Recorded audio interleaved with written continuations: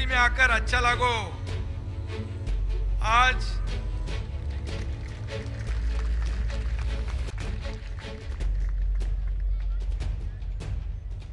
हमारे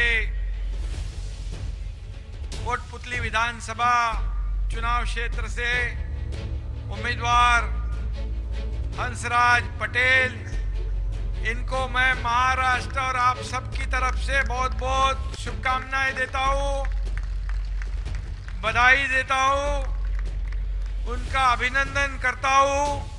करूं ना अभिनंदन? आप सब लोग 25 तारीख को इनको जिताना है। हाथ ऊपर करके बताओ। इतने सभी लोगों ने अपने जितने भी रिश्तेदार है, दोस्त है, भाई बहन है, सभी लोगों को कहना है कि हमारे हंसराज पटेल को इस बार मौका देना ही पड़ेगा। बहुत कोशिश भी किया है और सेवा भी किया है। अभी सेवा का उनको मेवा दोगे कि नहीं? ये कार्यकर्ता के रूप में पिछले कई सालों से काम कर रहा है और आज मैं सब जगह गया हूं, वहां का माहौल देखा है। पूरे राजस्थान में एक भगवा माहौल बन गया है और सबको खुशी की बात यह है कि तमाम करोड़ों राम भक्तों की इच्छा और सपना आदरणीय मोदी जी पूरा कर रहे। अयोध्या में राम मंदिर बनाकर, सपना था ना आपका सबका। और 22 जनवरी को अयोध्या आना है ना। जय श्री राम, जय जय श्री राम। मैं समय के अनुसार बहुत बड़ा भाषण नहीं दूंगा, लेकिन ये हंसराज पटेल 25 तारीख को आप इनको जिताओगे तो इनकी विजयी रैली में जरूर आऊंगा।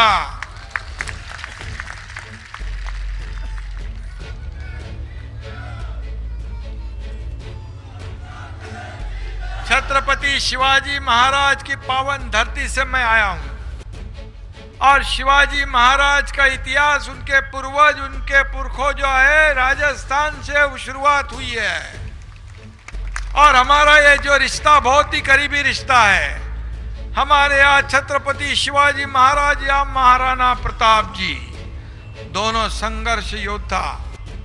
और आज आपको मैं बताऊंगा कि मुझे किसी ने बताया कि इस गांव के जो लोग हैं ये मुंबई महाराष्ट्र में बहुत बड़े पैमाने पे रहते हैं। यहाँ पर टाइल्स बिठाने वाले, मार्बल से कई वस्तुएं बनाने वाले, चाय के दुकान लगाने वाले और मिठाई बनाने वाले, ये है ना बराबर।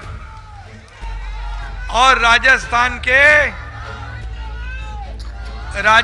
के कई लोग लाखों की तादाद में मुंबई, थाने, महाराष्ट्र में रहते हैं। उनकी रक्षा करना ये हमारा काम है, उनकी हिफाजत करना हमारा धर्म है। और इसलिए मुझे यहाँ आने के बाद कई लोगों के फोन आ गए, मैसेज आ गए और इसलिए मैं आप सभी लोगों को धन्यवाद देता हूँ।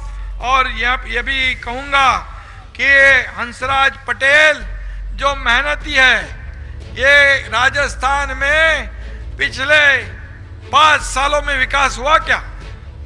आज रोड देखो, गंदगी देखो, भ्रष्टाचार देखो, महिलाओं पे अत्याचार देखो। यहाँ पर मैं इतना ही कहूँगा कि यहाँ अभी परिवर्तन की जरूरत है। परिवर्तन ये समाज की आवश्यकता है और यह परिवर्तन कौन ला सकता है? मोदी जी के विचार वाली पार्टी भारतीय जनता पार्टी। देखो महाराष्ट्र में भी एक किसान का बेटा, एक कर्मठ कार्यकर्ता के रूप में काम करने वाला एकनाथ शिंदे मुख्यमंत्री बन गया और उसके पीछे तमाम महाराष्ट्र की जनता आशीर्वाद तो है, लेकिन मोदी जी उनका भी आशीर्वाद है। अमित भाई शाह इन्होंने भी सहयोग कर दिया और आज भी वो सहयोग कर रहे राज्य के विकास के लिए। हमारा कोई भी प्रस्ताव जाए तो खाली हाथ नहीं आता है, क्योंकि डबल इंजन की सरकार जहां जहां हो वहां विकास निश्चित है। और इसलिए यहां मैंने जानकारी ली कि पिछले चुनाव में कांग्रेस के राहुल गांधी आए थे, उन्होंने कहा किसान का कर्ज माफ कर देंगे। माफ किया क्या? कर्ज तो माफ नहीं किया, वो जमीन की नीलामी हो गई 9,000 किसानों की, उसमें से कई लोगों ने आत्महत्या कर दी। क्या ऐसे लोगों को आप वोट दोगे जो किसान के पीछे खड़े रहते हैं? मोदी जी ने किसान के पीछे पूरी ताकत से खड़े रहने का निर्णय लिया। 6,000 रुपये हर सालाना किसान को देते हैं। महाराष्ट्र सरकार भी 6,000 देती है। मुझे पता है कि आपके भारतीय जनता पार्टी ने भी निश्चित कर दिया है कि 6,000 प्लस 6,000 सरकार का 12,000 रुपया। और इसलिए ये सरकार जो है आज भ्रष्टाचार से लिप्त है।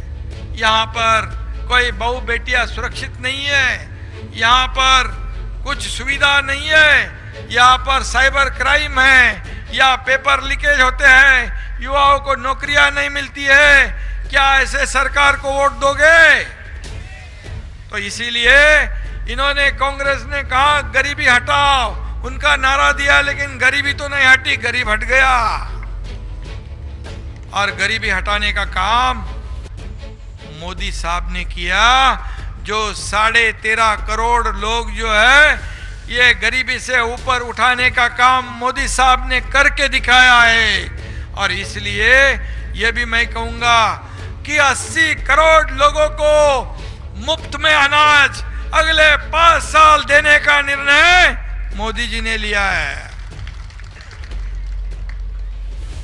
क्योंकि उनको चिंता है हमारे देश में कोई भी भूखा नहीं रहे, भूखा नहीं सोए। ये चिंता हमारे प्रधानमंत्री जी ने ली हुई है। हमारे माँ बहनों की रक्षा करने का निर्णय लिया है।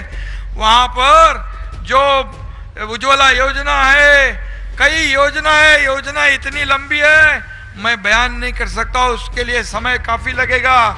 लेकिन आप जानते हो, जनधन योजना हो, बचत खाते कभी निकाले थे, लेकिन मोदी साहब ने जनधन योजना, गरीबों के लिए कई योजनाएं शुरू कर दी।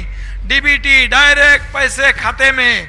अभी कोई बिचौलिया नहीं, कोई एजेंट नहीं, कोई भी नहीं। अभी इनके सामने जो प्रत्याशी है, वो जो उनके ऊपर भी कई किस्म के आरोप है। इंक्वायरी चालू है, ईडी की इंक्वायरी है। अभी आपको बताऊंगा मैं कि मंत्री रहने के बावजूद अगर इस इलाके में आपको क्या दिया है, आपको विकास मिला है, या डेवलपमेंट हुई है, या रोजी रोटी मिली है, या रोजगार मिला है युवाओं को, तो फिर यहाँ सड़कें बनी है, बस स्टैंड है, यहाँ पर दवाखाना है, अस्पताल है, तो फिर काय के लिए अभी आपको निर्णय लेना है। आपको पिछले जिन्होंने बताया ये करेंगे वो करेंगे, उनकी गारंटी तो फेल हो गई। अभी गारंटी किसकी पक्की होती है? मोदी गारंटी यही 100% होती है। और उन्होंने गारंटी दिया है इस देश को आगे बढ़ाना, इस राजस्थान को आगे बढ़ाना, इस राजस्थान को जितना भी फंड लगे वो देना, इसकी गारंटी मोदी जी ने ली है। और उनकी गारंटी कभी फेल नहीं होती है। और इसलिए मैं इतना ही कहूंगा कि जो प्रधानमंत्री ये देश की पूरी अपना देश का नाम पूरी दुनिया में उन्होंने रोशन करके दिखाया है, अपनी अर्थव्यवस्था को आगे बढ़ाया है और इस देश की जनता के लिए इतना काम किया है कि पिछले 50-60 सालों में कांग्रेस ने नहीं किया, वो 9 साल में करके दिखाया है। मोदी जी ने 9 साल में एक भी दिन छुट्टी लिया क्या? ऐसा प्रधानमंत्री मिलेगा क्या? उनकी माता जी का देहांत हो गया तब तो विधिवत करके तुरंत काम पे लगने वाला कैसा प्रधानमंत्री, कैसे ऐसा मिलेगा अपने को?